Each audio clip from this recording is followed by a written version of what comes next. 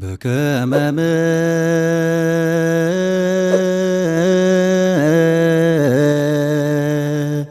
مرتك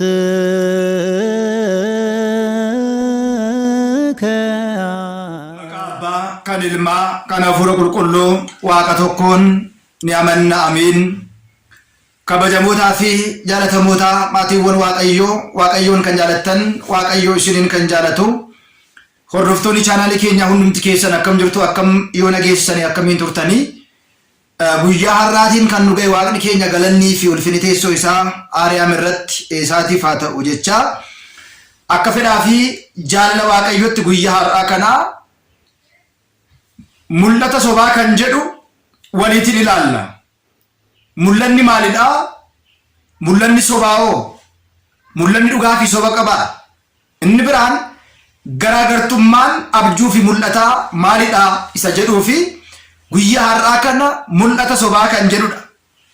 Akka fedhaa fi jaalala waaqayyotti guyyaa har'aa kana keessumaati bara nuti amma keessa jirru kun bara nuti amma keessa deddeebi'aa jirru kun bara raajonni sobdootaa itti ka'anii fi namoota baay'ee burjaajessaa jiran.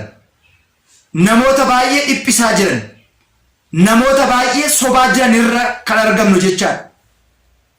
Hunda dursa mul'ata jechuun namoonni gargaarsi waaqayyoo isaan faana ta'e, namoonni fedha waaqayyoo isaan faana ta'e har'a gara fuulduraatti baroota muraasaan booda bara dheeraan booda waan ta'u namoota irra bulee warra waaqayyo isaan file irra bulee warra mul'ata gara fuunduraa ta'eewwan gara fuunduraa waaqayyoon isaan irra bulee ergaa dabarsudha mul'ata jechuun. Fakkeenyaatiif abboolii keenya darban keessaa raajota fayyidaa warra jedhaman nabiyaata cirqi warra jennuun kanneen akka Daani'eel faa, kanneen akka Iyyu'eel faa, kanneen akka Mikiyaas faa, kanneen akka Isaayyaas faa, kanneen akka Imbaaquu faa, kanneen akka Musee faa, kan akka Hisqeel faa irra bulee waaqayyoon ergaa guddaa saba kanaaf barbaachisu. Dogongora saba kanaa badii namoota kanaa waaqayyoon kallattii garaagaraatti itti himaa tureera. Amma keessumaa jaarraa 21ffaa keessatti raajonni ka'an raajota sobaa, raajonni deddeebi'aa jiran raajota mul'ata sobaa argan otoo homaa hin argin, otoo homaa hin dhagayin dhageenyeerra, otoo waaqayyoon isaanitti hin dubbatiin waaqayyoon nutti dubbateera. Otoo waaqayyoon isaan ergiin waaqayyoon nu ergeera. Bara kana waan akkasii ta'a, bara kana waan akkasii raawwata jedhanii warra ummata burjaajessaniif soban irratti dubbiin sagalee waaqayyoon maal jedha? Mul'anni dhugaa waaqayyoo biraati. Mul'anni dhugaan waaqayyoon qulqulloota raajota irra bulee dubbachaa tureera. Raajiin qulqulloota irra bulee waaqayyoo dubbate jalqabaan addunyaadhaa kaasee hanga xumura addunyaatti kan jirudha. Mee akkana jedha raajii Hisqeel boqonnaa 13 lakkoofsa 19 kaasnee gaafa ilaallu soba keessan warra dhaga'aniif uummata koo sobaa duuni warra isaan hin barbaachisneef lubbuu qabeeyyii akka ajjeessaniif jireenyaan jiraachuun immoo warra isaan irra hin jiraanneedha. Lubbuu qabeeyyii lubbuun akka jiraachistaniidha. Waa'ee garbuu cubbuxoo fi buddeen citti tokkootiin uummata koo biratti na xureessaniittuu jedha. Warra jiraachuun hin balleef warra jiraachisu, warra immoo du'uun hin balleedhaaf warra jiraachisu, walumaa gala abdii hin taane warra uummata keessa galchu jechaadha isaan kun. Waaqayyo akkasii godha. Waaqayyo akkas jechuudhaaf Waaqayyo kana si raawwachuudhaaf Waaqayyo waan akkasii yaadeera. Waaqayyo waan akkasii gochuudhaaf. Waaqayyoon waan akkasii siif kenna. Waaqayyoon jireenya akkasii siif kenna. Gaa'ila akkasii siif kenna.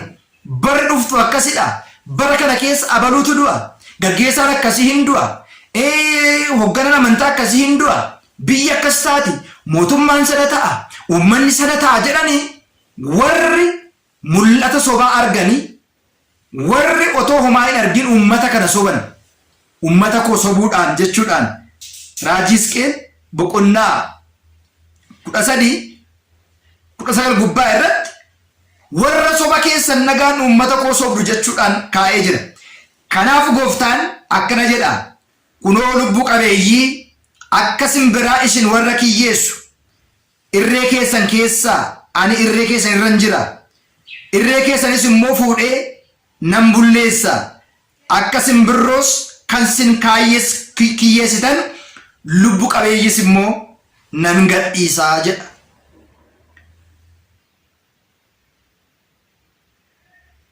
Erga akkana jedheen booda anis wanta hin yaadne laphee qulqullichaa keessa sobaan gaddisiistaniittu. Jireenyaan immoo akka inni jiraatuuf waan karaa hamaa irra akka hin deddeebine harka cubbamootaatti cimsitaniittu. Kanaaf mul'ata sobaa kanaan booda hin agartani. Hojii moraas immoo hin mortani. Uummata koo harka keessaniiti nan fayyisa. Anis waaqa keessan akkan ta'e ni beektu jedha. Mul'ata sobaa waan agartanidha. Mul'ata hin taane waan dubbattanidha. Mul'ata dhugaa hin qabne waan haasoftanidha. Namoonni baay'een amma bara kana keessa ani raajichaa jedhu, ani raajiidhaa jedhu, nama waaqayyooti jedhu, ani tajaajilaadhaa jedhu. Egaa maatiiwwan waaqayyoo abboolii keenya darban yoo ilaalle fakkeenyaatiif raajonni hedduun turaniiru. Ani raajidha jedhanii afaan isaanii guuttatanii dubbatan hin jiranii. Bara kana keessa raajii abaluu, raajittii abaluu jedhamee yommuu haasa'amu dhaga'aa fi argaa jira. Kana bira darbee immoo sobaatiin uummata burjaajessu waan hin taane hin ta'a jedhanii dubbachuun waan hin agarre argineera jedhanii ragaa bahu baay'ee rakkoo fi namoota bara kana keessa jiran yaaddoo baay'ee keessa kan galchedha. Namni baay'een umuriin isaa hin beekamne ni duuta gaafa jedhamu. Namni fayyaa ta'u hin cabda gaafa jedhamu. Rakkoo hamaa sirra ga'a gaafa jedhamu. Balaa tasaa sirra ga'a gaafa jedhamu. Balaa konkolaataa sirra ga'a gaafa jedhamu. Ati hin duuta gaafa jedhamu. Ati hin jiraattu, maatiin kee akkas ta'a, jireenyi kee akkas ta'a, umuriin kee kana qofaadha gaafa jedhamu maaltu namatti dhaga'ama isa jedhu ilaaluun barbaachisaadha maatiiwwan waaqayyoo. Kanaaf egaa mul'ata sobaa fi mul'ata dhugaa adda baasnee akkamitti beekna isa jedhuudhaaf hunda dursa murteessaan eenyudha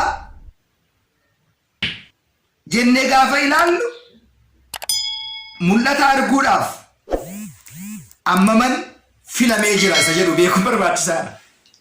Namni nyaatu, namni dhugu, akka fedhe namni galu, namni cubbuu hojjetu, namni cubbama yakkamaa ta'e waaqayyoon natti dubbata gaafa jedhu waaqayyoon isa cubbamaarra bulee dubbachuu hin danda'u.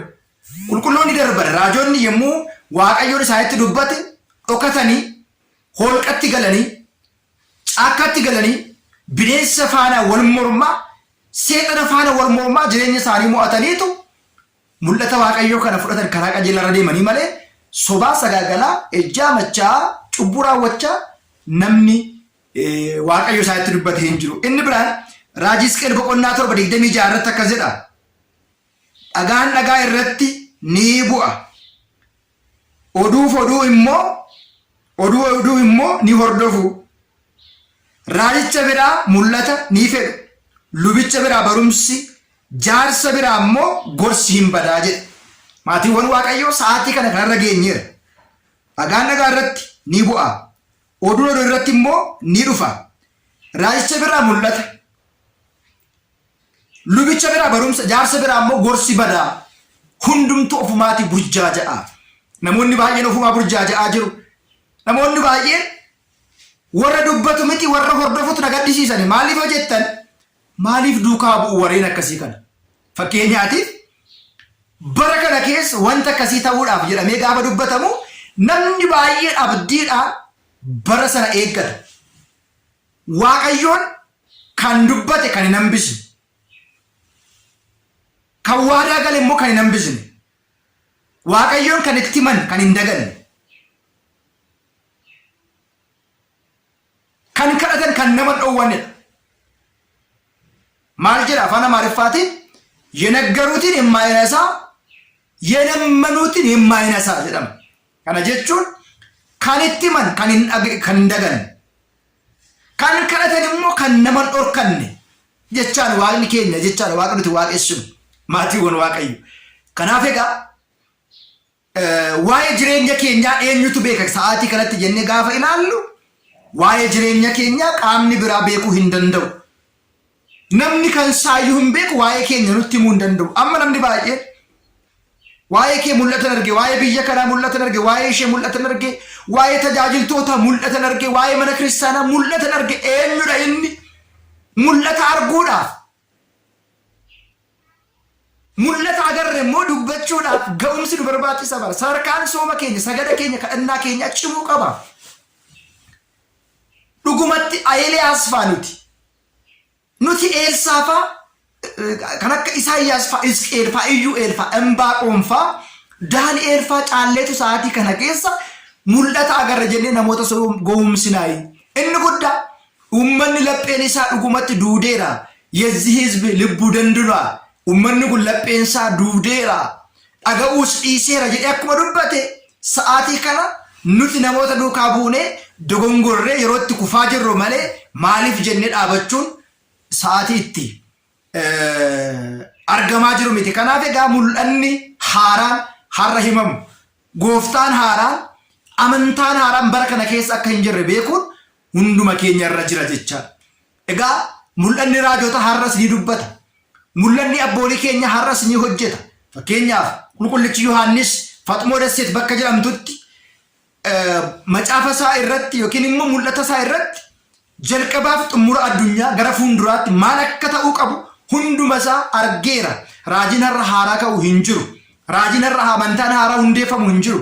Gooftaan har'a fudhatamu hin jiru waan ta'eedhaaf mul'ata sobaa fi mul'ata dhugaa akkamitti adda baasna. Mul'anni dhugaa waan dubbatame ni raawwatama. Mul'anni dhugaa waan jedhame fiixaan ba'a.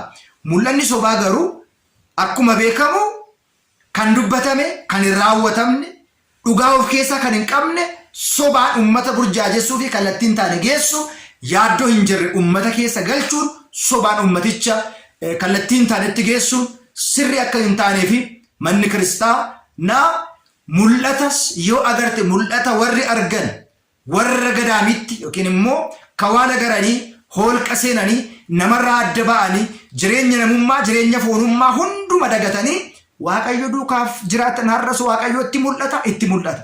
Garuu nama akka keessa nyaatu, nama akka keessa dhugu, nama akka fedhe ta'ee akka barbaade cubbuu akka barbaade bukeesse cubbuu keessa laaqi cubbuu keetti kufee jiru waaqayyo natti dubbate. Waaqayyo akkas naan jedhe warri jedhan kun isaan mul'ata sobaatu argan malee mul'ata dhugaa miti. Mul'anni kun mul'ata waaqayyo ta'uu hin ta'in mul'ata seexanaati. Seexanni immoo yeroo hundumaa jireenya keenya irratti kaayyoo badu, kaayyoo cabu, kaayyoo gufachuu, kaayyoo diigamuu, kaayyoo dhiiga dhangalaasuu malee kaayyoo fayyinaa, kaayyoo eebbaa, kaayyoo misoomaa yoomuu qabaatee hin beeku. Warri seexanaan burjaajeffamanii mul'ata agarre akkas jedheera waaqayyoon sana jedheera jedhan kun sirri akka hin taane beekuun barbaachisaadha. Mul'anni dhugaa isa mana kiristaanaati abbooliin keenya duratti dabarsan wangeelirra kan jiru kan raawwatees ture. Kan isaan dubbatan kana fullee hin jiru. Kanaafidha waaqayyoon kan itti himan kan hin daganne kan kadhatan kan nama hin dhowwanne jedhamee nan raawwadha kan jedhe bara isaa eeggate nam tokko hambisuus hin danda'u, duubattis hambisuu hin danda'u. Mul'ata waaqayyoo namoonni waaqayyoo yommuu dubbatan soba tokko kan hin qabnee fi dhugaa ta'uu isaa beekuun barbaachisaadha. Inni biraan mul'ata eenyutu argaa? Warra filametu argaa. Mul'ata eenyutu argaa? Warra waaqayyoo isaan faana ta'etu argaa. Abjuu fi mul'anni garaagarummaa qabu. Iyyeen garaagarummaa guddaa qabu. barnoota keenya kutaa lammaffaa keessatti immoo waa'ee abjuu ilaalla. Abjuu fi mul'anni garaagarummaa qaba. Kutaa itti aanu keessa kutaa sadaffaatti walitti ni baranna. Kan nu barsiise kan nu gorse waaqa abboolii keenyaaf galanni haa ta'u nu haa turu kutaa lammaffaa itti fufu.